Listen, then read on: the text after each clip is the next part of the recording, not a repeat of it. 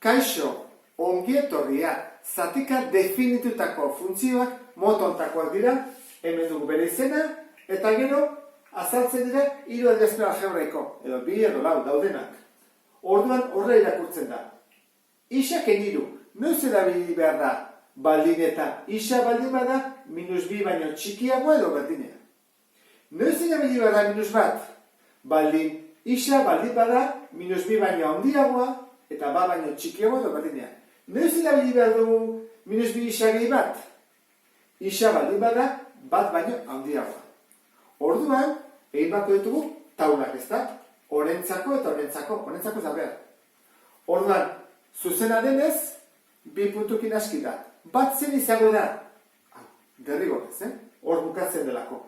Orduan, jarriko dugu, isa eta i, hau da, a, zati hau. Orduan, esan dugu, -2, eta beste balioa zen izango da, bat txikiagoa izan behar du. Adibidez, hartu ezakegu -4.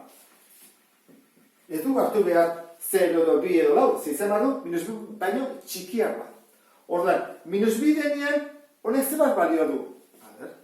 -2, ken hiru, zenbat da? -5. Eta -lau baldin bada, jarri bat dugu -lau. Ken hiru, zenbat da? -7. Lortu ditugu bi puntuak, orduan horren, irudikatu behar ditugu grafikoan. -2, -5. Orduan, -2 denean, jaisten gara, -5 arte. Eta -lau, -7. -lau denean, jaisten gara, -7 arte. Horiek dira bi puntuak, orduan, elkartuko ditugu. Tarte hau nola bukatzen da? Horrela, ala puntu batekin. Nola den, -2 baino txikiagoa edo berdina, horrela, ez horrela, ondo egiten. Funtzioaren bigarren zatiragoaz, -1 balio du noiz isarenean -2 baino handiagoa edo bat baino txikiagoa edo berdina. Horra hasiko gera, -2 denean. Zenbat balio du -1? -1 denean, zenbat balio du -1? Beti balio du -1. 0 balio duen, -1. Bat denean, -1. Beti da -1. Konstantea da.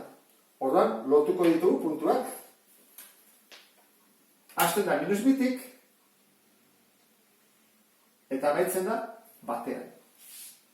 Orain, nola bukatu behar dugu, eta nola hasi behar dugu tartea? Ikusi, da, -2 baino handiagoa. Orduan, hemen jarri bat dugu erontara. Gori batekin, ze hori puntu gutxa da. Horrez dago, puntu dago hemen behar. Eta -1 arte, eta bai da. Hau bai da, hor bukatzen da ondo behar den bezala. Eta hurrengoa, azkena. Hau da, isa denien bat baino handiagoa.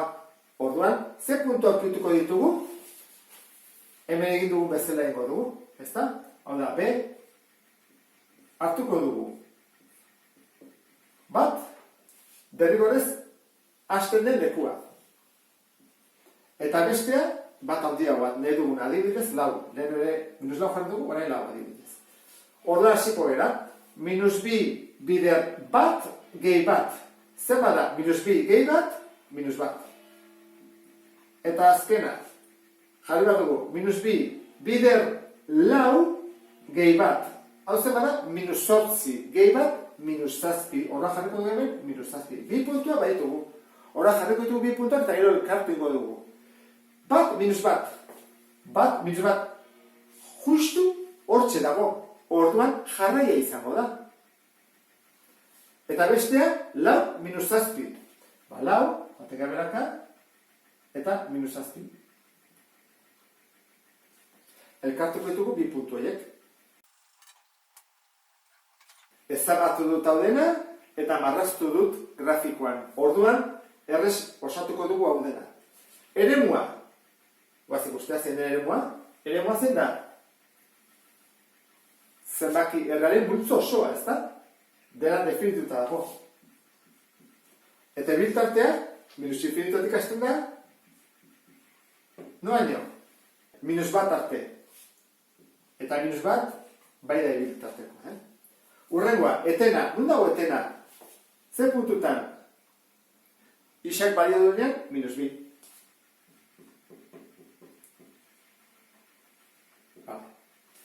Isa arratzergiko ebaki da puntua. Nun ebakitzen du isa? Ba ez du ebakitzen. Ez da pasatzen. Ikusten? Ez da pasatzen hor da. Ez du. Jarriko dugu ez dula.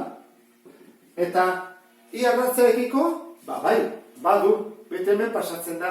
Nun pasatzen da? Hemen, minus bat. Horra jarriko dugu horrela. 0, minus bat, puntuan. Ez da? Gogoratu, I arratzea ebakitzen du nada, 0 eta gero zenbaki bat. Gorakorra. Gorakorra nun da? Minus infinitotik. Noraino? Minus bi arte. Gogoratu, hola jartzen. Ez da, hau, minus bi puntua ez da gorakorra. Berakorra. Berakorra ikusten da, ez da? Nun hasten da? Batean. Eta nun amaituko da? Jarraitzen badu hor? Ba, infinitua. Ez da? Maximoa. Ba ez dago maksimorik, hasten nahi botzetak gesten. Eta minimorik, ere ez. Horrela bukatuko genuke. Ba, ulertu duzulakoan, beste bat arte. Agur?